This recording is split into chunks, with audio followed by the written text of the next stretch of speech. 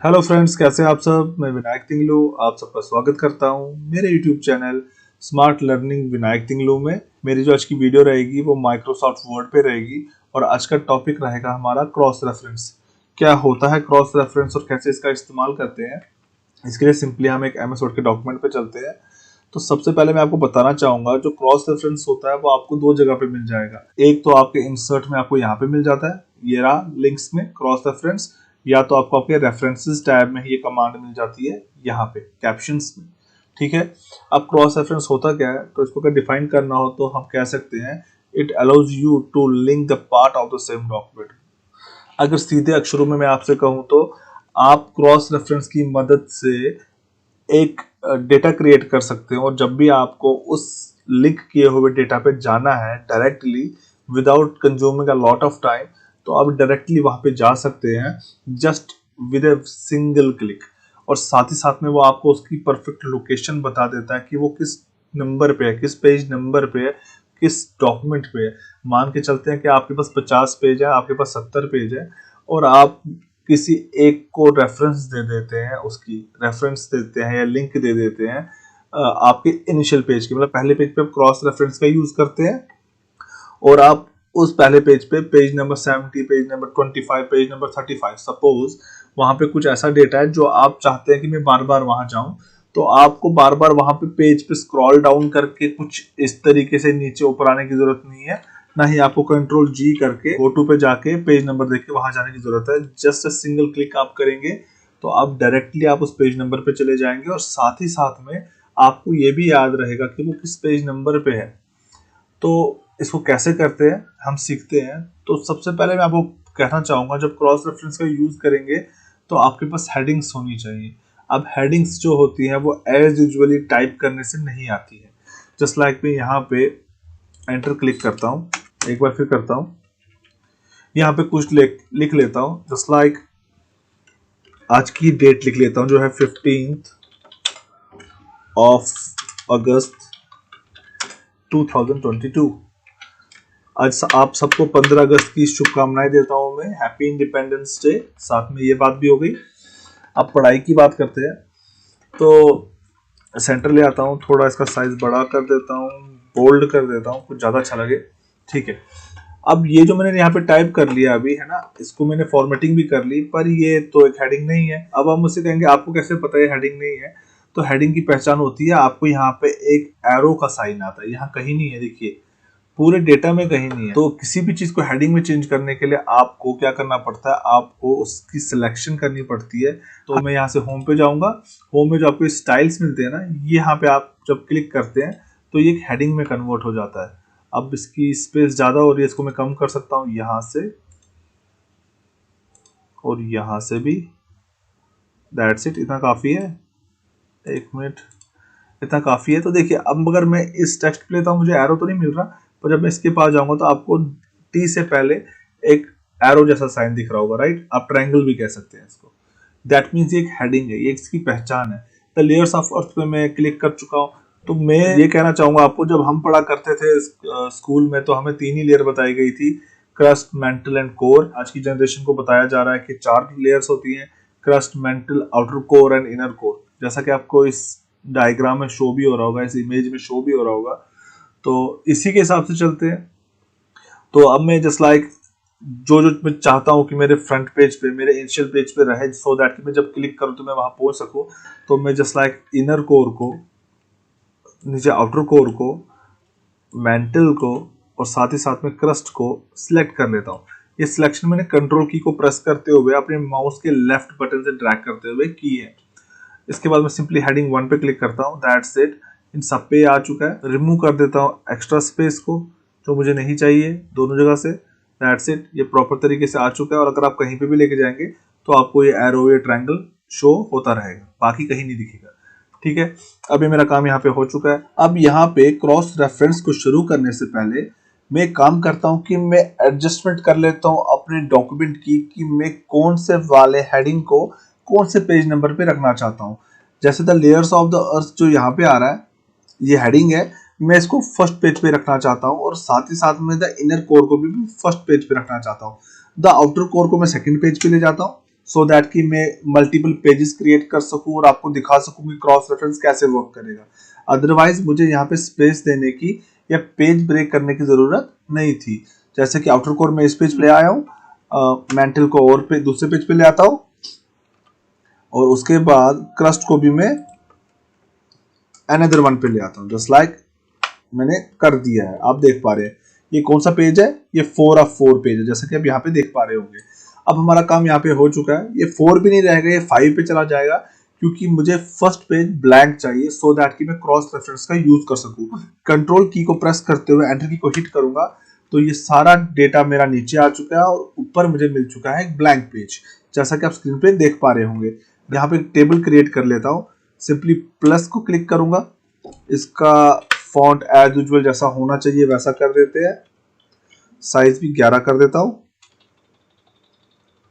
कुछ इतना।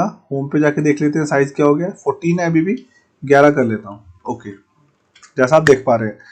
प्लस के बाद माइनस लूंगा थोड़े में,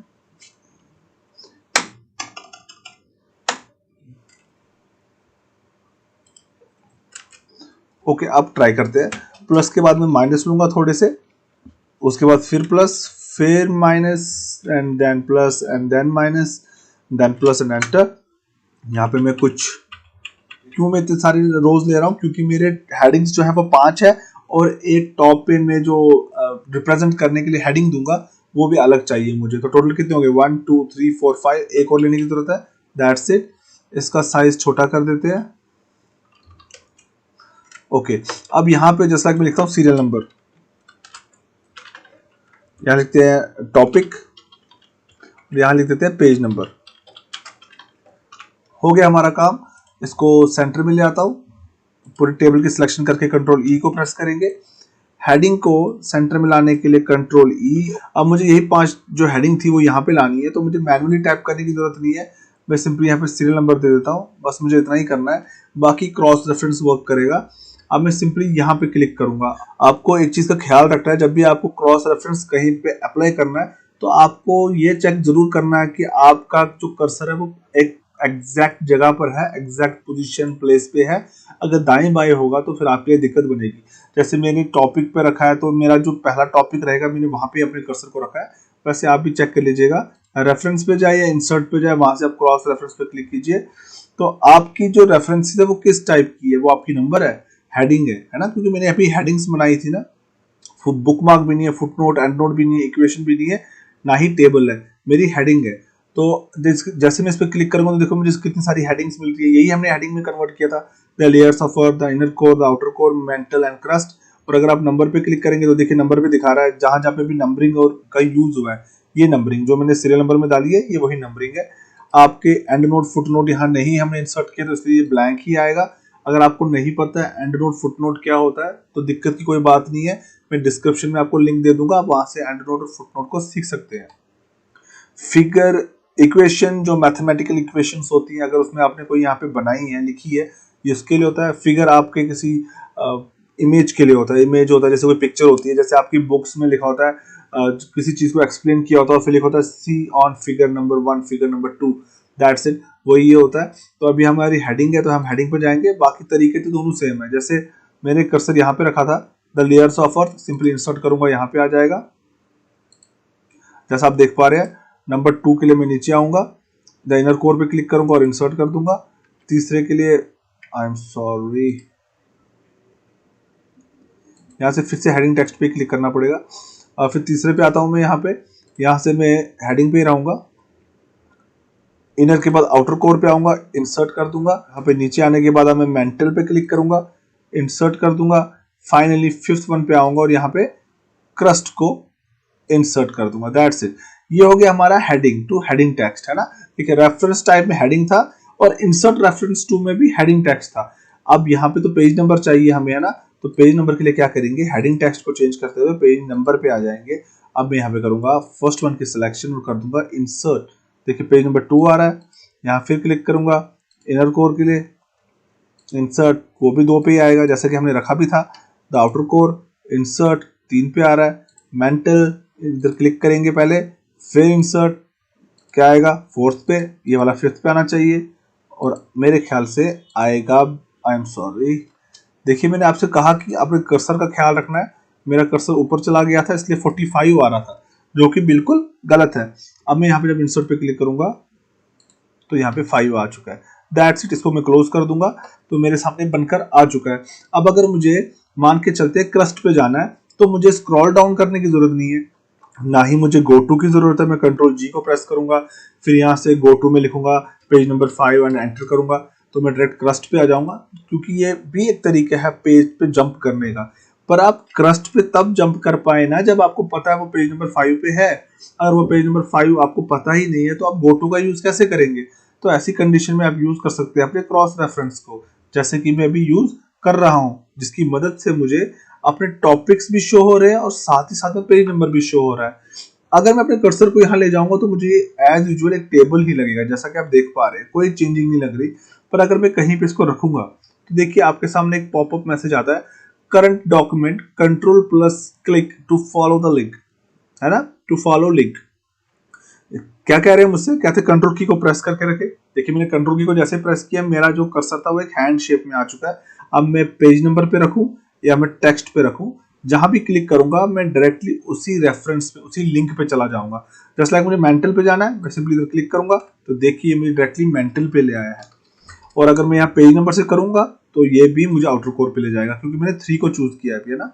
एक मिनट, ये देखिए द आउटर कोर ले आया ना मुझे। इस तरीके से आप क्रॉस रेफरेंस का यूज कर सकते हैं। और साथ ही साथ में मैं आपको बताऊंगा, अगर आप इस एमएस वर्ड के डॉक्यूमेंट को पीडीएफ में कन्वर्ट करेंगे तो आपको जब भी इधर क्लिक करना है तो आपके क्रॉस रेफरेंस में, तो आपको कंट्रोल की को प्रेस करके रखने की जरूरत नहीं है। आपने जस्ट क्लिक करना और आप उस रेफरेंस पे, उस लिंक पे पहुंच जाएंगे जिसका आपने उसको लिंक दिया होगा।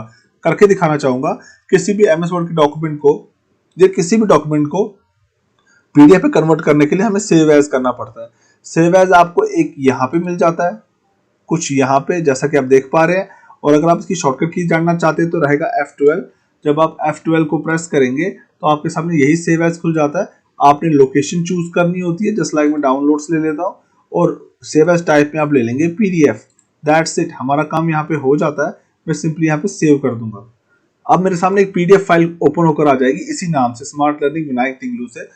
अब मेरे सामने आप देख सकते हैं, मेरे सामने स्मार्ट लर्निंग विनायक तिंगलू नाम से पीडीएफ फाइल खुल चुकी है, जिसका क्रॉस रेफरेंस आपको ये शो हो रहा है और नीचे आपको सेम डेटा मिलेगा जो वहां था। ये देखिए बिल्कुल पीडीएफ में कन्वर्ट होकर मेरे सामने आ चुका है। अगर मैं कंट्रोल होम की मदद से टॉप पे जाके यहाँ कहीं भी जाऊं तो देखिएगा मुझे अब कंट्रोल की प्रेस करने की जरूरत नहीं पड़ रही है। Just a click, just like crust. ये देखिए डायरेक्टली मैं क्रस्ट पे आ चुका हूँ। तो आई होप आपको मेरी आज की बनाई हुई वीडियो पसंद आई होगी। अगर आई है तो मेरे चैनल को लाइक, सब्सक्राइब एंड शेयर करें। Thanks for watching the video.